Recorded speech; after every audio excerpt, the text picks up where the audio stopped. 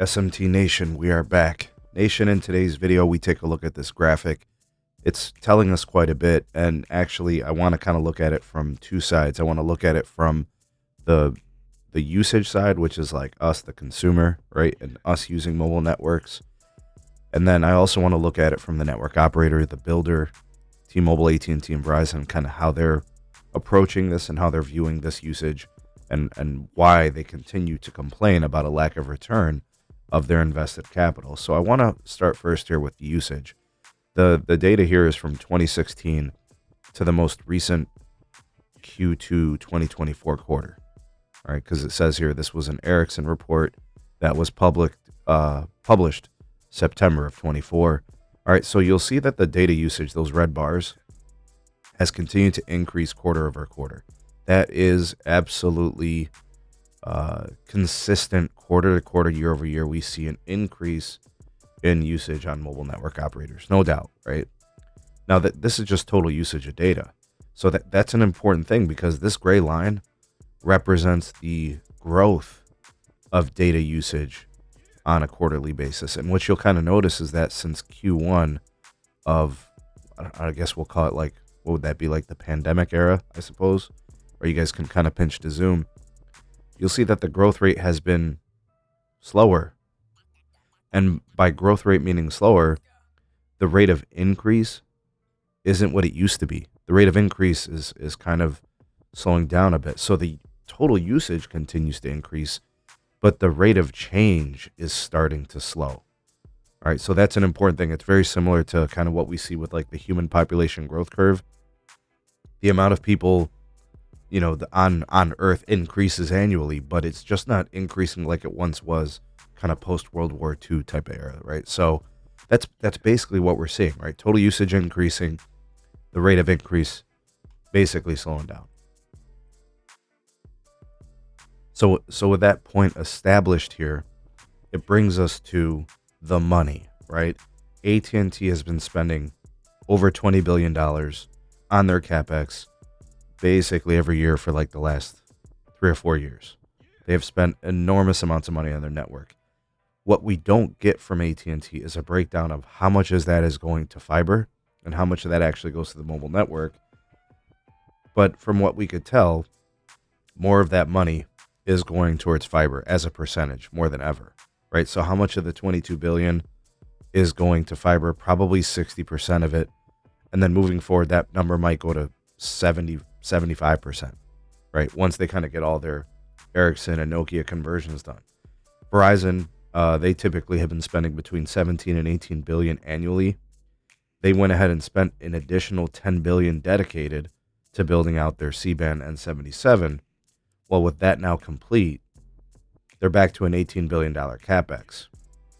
And then for T-Mobile, at their peak capex a few years ago, I think they were spending 11 or 12 billion dollars. Well, now it's down to 9 billion, right?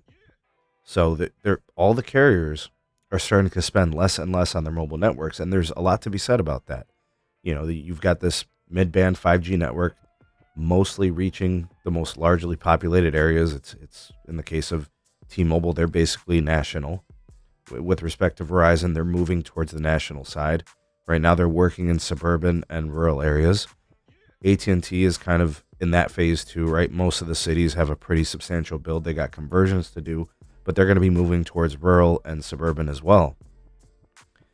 And, you know, the mobile network operators, we continue to hear them complain about all this usage on the network, but them not getting a return. And then I look at Ericsson, Nokia, Samsung having bad quarters, looking at revenues and looking at margins, and a lack of mobile network operator builder spending.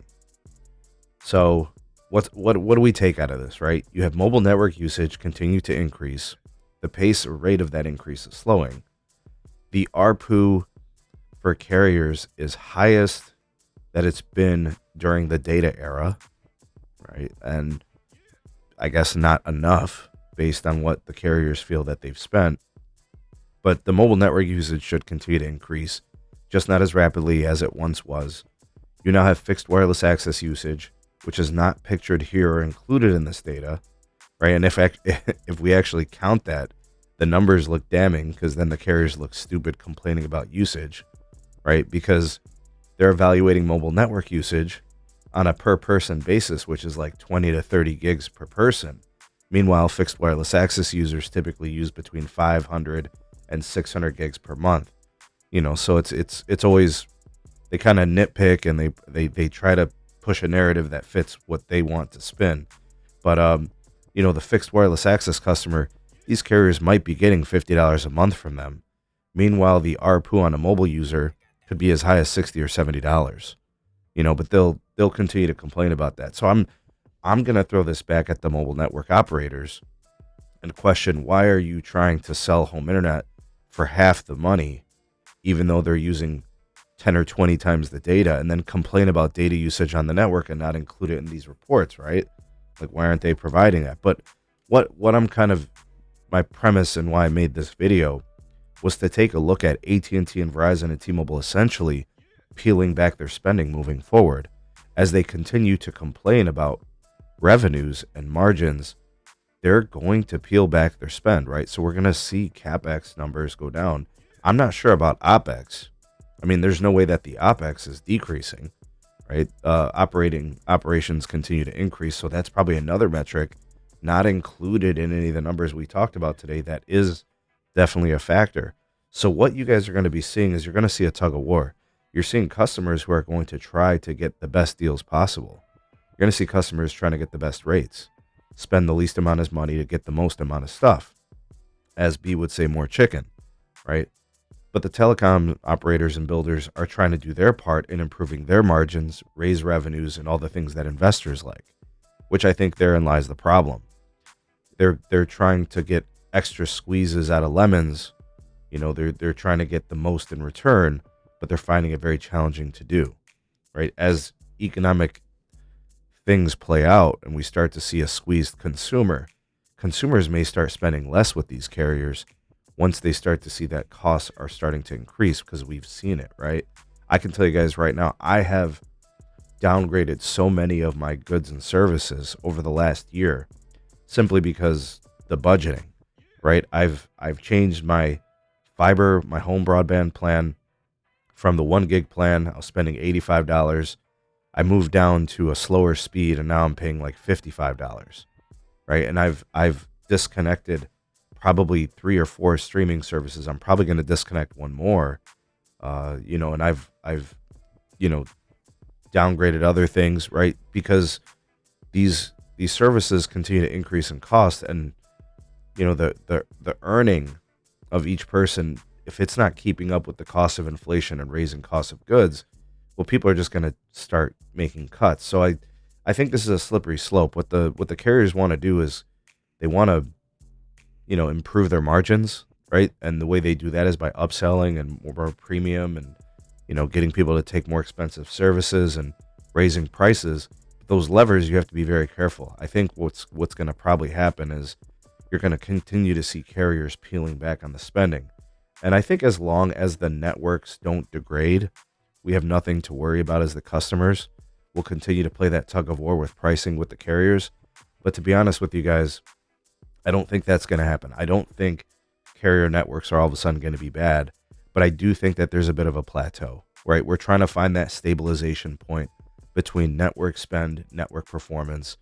And I think we're getting to the point where the network performance is probably going to be what it's going to be for a long time. And the carriers are probably looking at enterprise and business as areas to sell the new use cases, to sell the premium and all those things. I think the consumer has peaked for the most part in what they're willing to buy and pay for from carriers. And I think carriers would be wise to start exploring other ways to monetize. I think the consumer is pretty mature in what they want from their providers. I think the provider's going to have to look elsewhere. Otherwise, I think they'll just continue to squeeze their spend.